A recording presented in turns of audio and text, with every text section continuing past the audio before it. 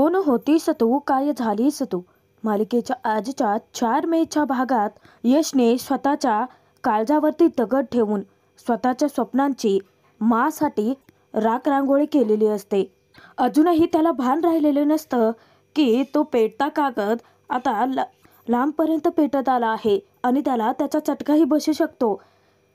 सुलक्षणा पटकन धावत येते आणि यशच्या हातातील तो कागद खालती फेकून देते. तेव्हा यशला धक्काच बसतो. तो आत्ता कुठे भानावर आलेला असतो. सुलक्षणा म्हणते की पुरे झालं, परंतु इथून पुढे अशी चूक करू नकोस. तेव्हा यश वचन देतो की मी प्रॉमिस करतो तुला, माझ्या हातून अशी चूक नाही घडणार पुन्हा. शांत झालेल्या आगीत तेल ओतून भडका उडवायला काकू सज्जच असते. मुद्दाम पुढे येऊन यशला म्हणते की यश, नुसतं आश्वासन देऊ नकोस बरं का, नाहीतर यायचं परस्पर तुझ्या उदयदादासारखं लग्न करून. यमुनाला तर खूप अभिमान वाटत असतो की वा, सुलक्षणाच्या समोर काकूंची जीभ चुरूचुरू चालते की. परंतु सुलक्षणा रागात पाहते हे जेव्हा काकूच्या लक्षात येतं, तिची बोबडीच वळते आणि ततबाप करत म्हणते की नाही म्हणजे आजकालच्या मुलांचा काय भरोसा ना. यश तिथे सुलक्षणाला वचन देऊन टाकतो की मी त्याच मुलीशी लग्न करेन जी मुलगी तुला योग्य वाटेल. यश त्याच्या माच्या विश्वासाला खरा उतरलेला असतो आणि सुलक्षणाच्या चेहऱ्यावरती हसू उमटतं. खरं तर यशचा अभिमानही आणि कौतुकही वाटतं तिला. इकडे कावेरीचं मन मात्र अजूनही थाऱ्यावर नसतं, कारण दिगंबरचं बोलणं तिच्या डोक्यातून जात नसतं. तिच्या भावाने आणि वडिलांनी पाहिलेलं फॅक्टरीचं स्वप्नच राहिलेलं असतं आणि तेच स्वप्न पूर्ण करण्याचा विडा आता कावेरीने उचललेला असतो. तिचं लक्ष तिच्या बॅगकडे जातं आणि तिच्या आईचा फोटो हातात घेत रडत हुंदके देत ती विचारते की आई, तू माझ्यासोबत आता का नाही आहेस? बाबा तर मला काहीच सांगत नाहीत. दादा नक्की कुठे गेलाय? लोक त्याच्याबद्दल इतकं खोटं आणि वाईट का बोलतात? आई, मला खरंच खूप भीती वाटते की दादा आणि बाबांनी पाहिलेलं स्वप्न मी पूर्ण करू शकेल का? कावेरीला अश्रू अनावर होतात. आपल्या आईचा फोटो उराशी बाळगून ती ढसाढसा रडत असते. इतक्यातच तिच्या पाठीवरती कोणीतरी हात ठेवतं. तिला जाणीव होताच पटकन ती अश्रू पुसायला जाणार तर ती काऊ असते. काऊ तिचा हात पकडत विचारते की काय झालं? कशासाठी पुसतेच अश्रू? अख्ख्या गावाला धीट आणि खमकी वाटणारी, लाटेकाठी सेल्फ डिफेन्स शिकवणारी, स्वतः मात्र किती इमोशनल आहे हे फक्त मला माहिती आहे. कावेरीच्या शेजारी बसते, तिला धीर देते, तिला आधार देते. तिच्या मनात जी काही खळबळ माजले आहे त्याबद्दल ती सगळं तिच्याशी शेअर करायला सांगते. अखेर आता कावेरीचा धीर सुटतो. काऊला घट्ट मिठी मारून ती तिच्या कड्यात पडून ढसढसा रडायला लागते आणि कावेरी ज्या वेळेस रडत असते तेव्हा काऊ तिची समजूत घालते की नको थांबूत, हे अश्रू वाहू देत की. प्रत्येक वेळी स्ट्रॉंग दाखवणं गरजेचं नाहीये आणि तुला आधार द्यायला मी आहेच की.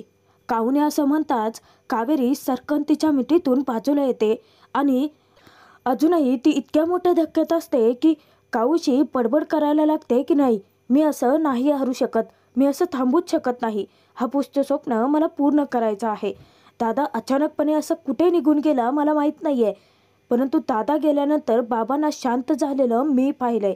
माझ्यासाठी त्याने वरवरचं सगळं निभावून नेलं, परंतु आतमध्ये मनामध्ये त्याच्या इतकं गिल्ट साचलं आहे ते फक्त मी बघितलंय.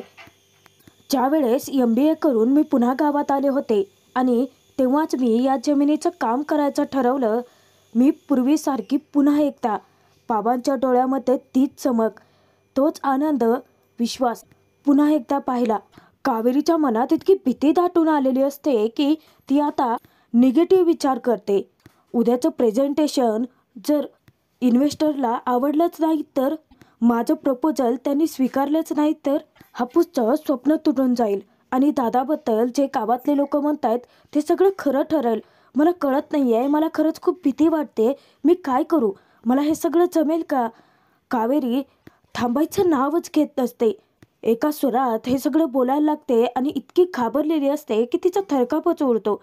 तेव्हा काऊ प्रेमाने तिची समजूत घालते की मला विश्वास आहे तुझ्यावरती, हे सगळं तू नक्की करून दाखवशील. हा प्रोजेक्ट तू नक्की पूर्ण करून दाखवशील. आमचा तुझ्यावरती आणि तुझ्या हुशारीवरती पूर्ण विश्वास आहे. काऊच्या बोलण्याने कावेरीला धीर तर मिळतो. काऊ कावेरीच्या डोक्यावरून प्रेमाने हात फिरवत तिला सांगते की तू काकांचं आणि या गावातल्या लोकांचं स्वप्न नक्की पूर्ण करशील. काऊचा आपल्यावरचा असलेला तो विश्वास आणि तिचा असलेला आधार आणि तिने घातलेली समजूत कावेरीसाठी पुरेशी असते. ती एका क्षणात शांत होते. इकडे यशच्या घरी मात्र सुलक्षणा श्रीकांतचे पाय चेपून देत असते, परंतु ती अजूनही अस्वस्थ नाराजच असते. श्रीकांत मुद्दाम तिच्याशी बोलतो की मंडळी म्हणजे आज तुमचा गाण्याचा मूड दिसत नाही आहे वाटतं. तरीसुद्धा ती त्यांना काहीच उत्तर देत नाही किंवा रिॲक्टसुद्धा करत नाही. श्रीकांतला बरोबर माहिती असतं की सुलक्षणाला कसं मनवायचं. मुद्दामच तो एखादा लहान मुलांसारखं तिला चॉकलेट देतो. तेव्हा सुलक्षणाला हसू येतं आणि ती म्हणते की बरोबर माझ्या मनातलं ओळखता तुम्ही. तर श्रीकांत मस्करी करत म्हणतो की हो मंडळी, 3.5 तप झाली आहेत आपल्या लग्नाला आणि इतक्या वर्षात तुमचं मन नाही ओळखलं तर मग काय ओळखलं आणि त्याचा काय उपयोग ना. श्रीकांत सुलक्षणाला विचारतो की आज यशमुळे दुखावला गेलात ना. तेव्हा सुलक्षणा म्हणते की परंतु तुम्ही तर त्याला दुजोरा दिलात ना. तेव्हा श्रीकांत हसतो आणि सांगतो की मंडळी, आम्हाला चांगलेच माहिती आहे की तुम्ही तुमच्या लेकरांच्या बाबतीत किती हळव्या आहात. म्हणूनच तर त्यांची प्रत्येक गोष्ट तुम्ही इतकी मनाला लावून घेता की डायरेक्ट टोकाचाच निर्णय घेता. आता सुलक्षणा पुन्हा नाराज होते. तेव्हा श्रीकांत समजावतो की बरं ठीक आहे, याबद्दल आता मी तुमच्याशी पुन्हा चर्चा करणार नाही, परंतु तुमचं मतपरिवर्तन होण्याची वाट मात्र नक्की बघे ना. श्रीकांत तिथे सुलक्षणा काहीच बोलत नाही म्हटल्यानंतर म्हणतो की बरं राहिलं, जाऊ देत, झोपूया.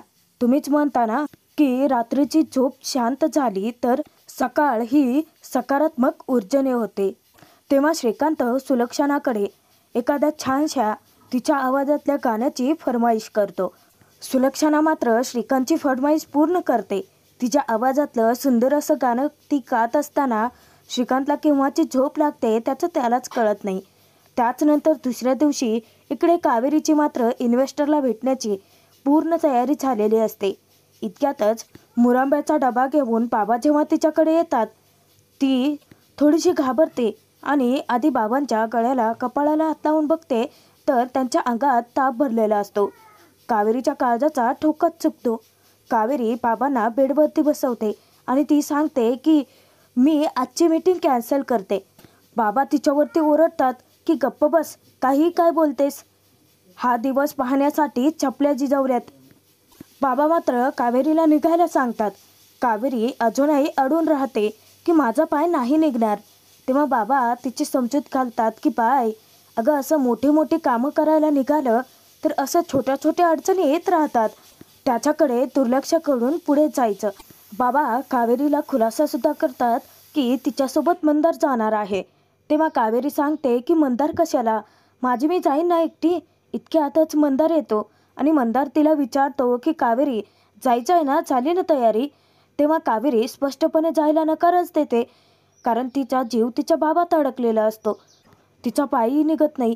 तेव्हा बाबा तिला समजावत असतानाच नेमका त्यांना जोराचा ठसका लागतो आणि कावेरीची काळजी आणखीनच वाढते. आता कावेरी ऐकत नाही, पुन्हा हट्टीपणा करते म्हटल्यानंतर बाबा तिच्यावरती जास्तच ओरडतात.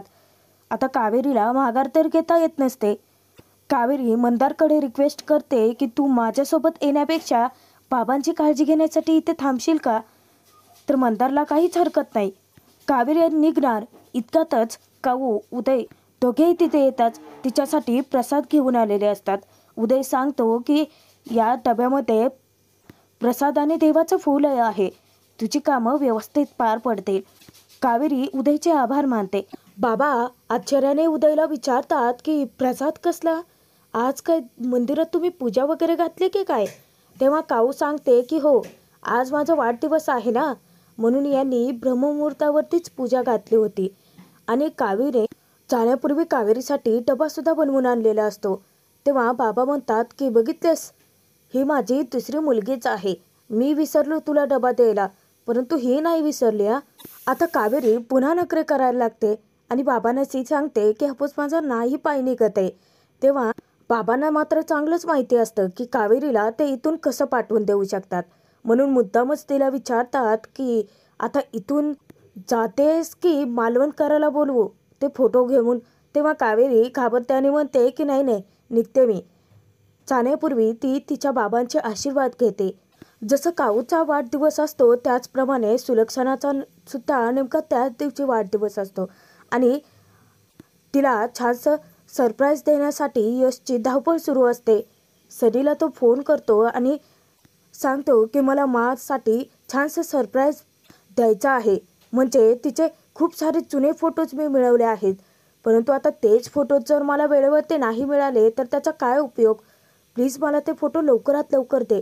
इकडे घरी मात्र विद्या स्वतःच्याच नादामध्ये गुंतलेली असते आणि दररोजच्या प्रमाणे विद्या स्वतःशीच बडबडत करत असते. तिला सावजी मटण खाण्याची इच्छा झालेली असते. माझी मम्मी सुद्धा किती छान मटण बनवते, परंतु या घरात आल्यापासून मी मटण खाल्लेलंच नाहीये. काय तर म्हणे ती नेमकी सुलक्षणाचे ॲक्टिंग करते की या घरात मांसाहार निषेध आहे, परंतु माझ्या घरी तर मी मटण खात होते ना. आज फक्त नाव घेतलं आणि तोंडाला पाणी सुटलं. इतक्यातच नेमकी सुलक्षणाच तिथे टपकते आणि जेव्हा ती तिच्या खांद्यावरती हात ठेवते विद्या चोराचे डचकते. जेव्हा ती समोर सुलक्षणाला पाहते तर घाबरते. सुलक्षणा विचारते की झालं, मनातल्या मनात बोलून झालं, आणि ती विचारते की आजचा जेवणाचा बेत काय आहे. तेव्हा विद्या उत्तर देते की बाबांना आवडते तशी मेथीची भाजी आणि तुम्हाला आवडते तसे भरली भेंडी करणार आहे. आळूचं फतफतं सुद्धा केलं आहे आणि सोबत श्रीखंड पुरी सुद्धा आहे आणि मी आळू वड्या सुद्धा बनवल्या आहेत हा. तेव्हा सुलक्षणाला विद्याचं कामाचं खूपच कौतुक वाटतं आणि ती विचारते की बाप रे, एवढं सगळं पदार्थ. तेव्हा विद्या गोडी गुलाबीनेच वागते. ती म्हणते की आज तुमचा वाढदिवस आहे ना, खास तुमच्यासाठी बेत केला आहे. आणि ती सुलक्षणाला वाढदिवसाच्या शुभेच्छा देत तिचे आशीर्वाद सुद्धा घेते. इतक्यात अनुष्का तिला हाक मारते. विद्या सुलक्षणाला सांगते की मला जावं लागेल, अनुष्काला स्कूल बसला सोडून यायचं आहे ना, आणि ती तेथून निघून जाते. तोचपर्यंत कावेरी सुद्धा पुण्यात पोहोचलेली असते आणि ती येते ती गणपती बाप्पाच्या मंदिरामध्ये. इन्व्हेस्टरला भेटण्यापूर्वी तिला बाप्पाचे आशीर्वाद घ्यायचे असतात. जेव्हा ती मंदिरापाशी जाते तर ती फुलवाले दादांना सांगते तिच्या बॅगकडे लक्ष द्यायला आणि फुलं घेऊन ती मंदिरात जाते सुद्धा. इतक्यातच यश त्याच्या मासाठी प्रार्थना करायला आलेलाच असतो. नेमकं तिथे होतं असं की यश आणि कावेरी दोघांच्याही बॅग अगदी सेम टू सेम असतात. यश तिथे त्यात फुलवाल्या दादांकडून जास्वंदीची फुलं मागून घेतो. कावेरी मंदिरात जाऊन गणपती बाप्पांचे आशीर्वाद घेत असते. पुजारी काका पटकन तिच्या जवळ येतात. तेव्हा ती फुलांची टोकरी त्यांच्या हाती सोपवते आणि हात जोडून ती प्रार्थना करत असते. तर यश सुद्धा जास्वंदीचं फूल घेऊन आतमध्ये येतोही. तोचपर्यंत इकडे सुलक्षणा सुद्धा देवीची पूजाच करत असते. धूपवर ते ओवाळत असते. इतक्यात श्रीकांत सुद्धा तिथे येतो.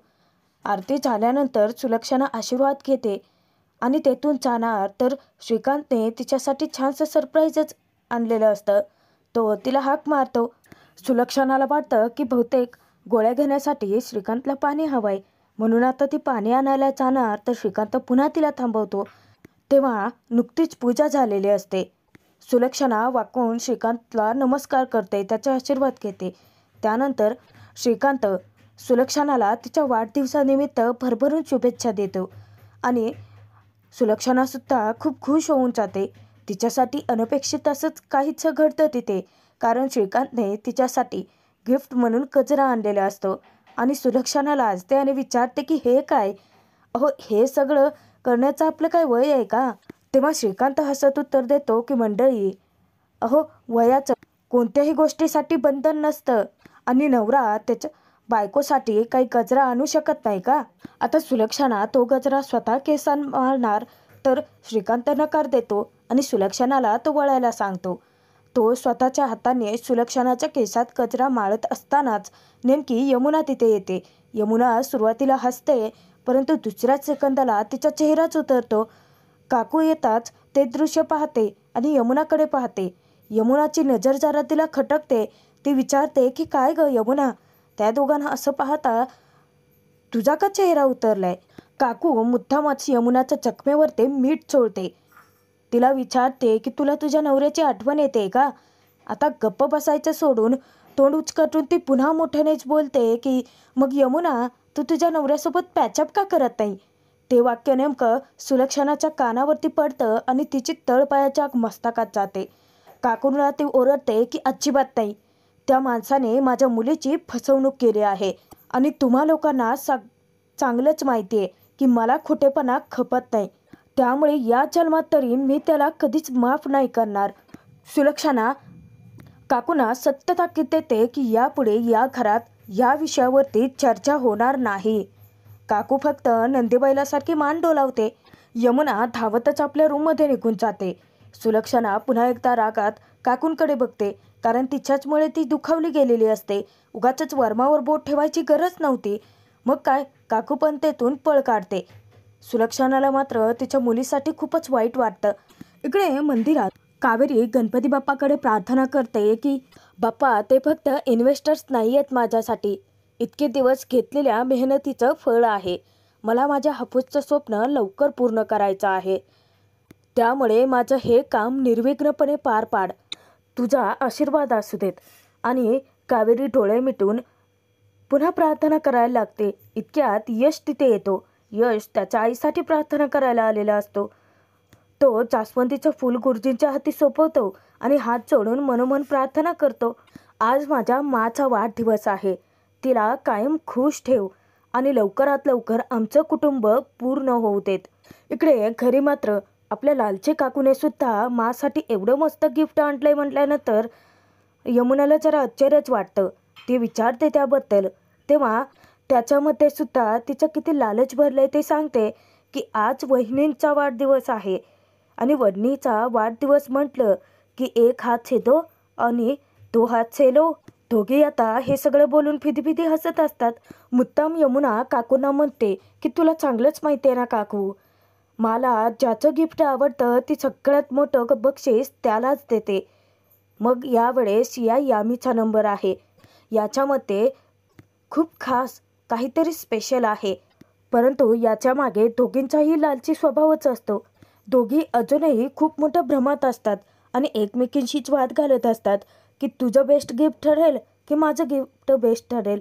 तर काकू तिथे यामीला म्हणजेच यमुनाला सांगत असते की तुझा गोड गैरसमज ना दूर कर. माझंच गिफ्ट आज वहिनीला इतकं आवडणार आहे की त्या माझी इच्छा चुटकीसरशी पूर्ण करतील. इतक्यातच विद्या येते, परंतु विद्याचं लक्ष स्वतःच्या कामातच असतं. काकूंना नक्की काय गिफ्ट हवंय, म्हणजेच सुलक्षणाकडून नक्की काय बक्षीस हवंय त्याचा ती खुलासा करते. यमुनाला सांगते की मला मस्त असा डायमंड नेकलेस हवाय आणि वहिनी ती फरमाईश माझी नक्की पूर्ण करतील. तेव्हा यमुना मनोमन काकूंना शिव्या घालत म्हणते की तू बघ स्वप्न, परंतु तुझं स्वप्न कधीच सत्यात उतरणार नाही, कारण यावेळेस ही यमुनाच जिंकणार. मंदिरात यश कावेरी दोघेही आपापल्या स्वप्नपूर्तीसाठी हात जोडून गणबाप्पाकडे प्रार्थना करत असतात. इतक्यात गुरुजी येतात. यशला हाक मारून ते त्याच्या हाती प्रसाद देतात. त्यानंतर कावेरीला सुद्धा ते प्रसाद देतात. कावेरी मोठ्याने गणबाप्पाच्या नावाचा जयघोष करते आणि तिच्या पाठोपाठ आपला यश सुद्धा. देवाने घडवून आणलेली त्यांची ही दुसरी भेट असते. तर आजचा भाग इथेच संपतोय. पुढील भागात आपण पाहणार आहोत कावेरी जात असताना नेमकी तिची ओढणी यशच्या घड्याळात अडकलेली असते आणि ती जागीच थबकते.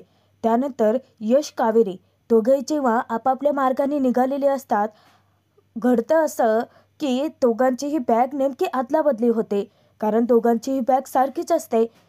चुकून ते सगळं घडतं, परंतु प्रेझेंटेशन सादर करण्यापूर्वी जेव्हा ते प्रेझेंटेशन पुन्हा कावेरी चेक करायचं ठरवते तर त्यामध्ये लॅपटॉप वेगळाच कुठला तरी असतो आणि यशची बॅग जेव्हा सुलक्षणाच्या हाती लागते तेव्हा ती बॅग उघडून पाहते तर त्यामध्ये प्रसादाचा डबा असतो, जो की उदयने दिलेला असतो आणि उदयने कावेरीला दिलेला प्रसाद हा सुलक्षणापर्यंत पोहोचलेला असतो. सुलक्षणाचा गैरसमज हा होतो की यशने तिच्यासाठी बहुतेक देवाकडे प्रार्थना केली असावी. यशसुद्धा जेव्हा आपल्या आता आईला सरप्राईज द्यायचं म्हणून लॅपटॉप ओपन करणार तेव्हा कुठे त्याच्या लक्षात येतं की ही तर बॅग त्याची नाही आहे. परंतु घडलेल्या या घटनेमुळे यश कावेरी आमने सामने येतील का? आणि तेही कसे पाहणं मनोरंजन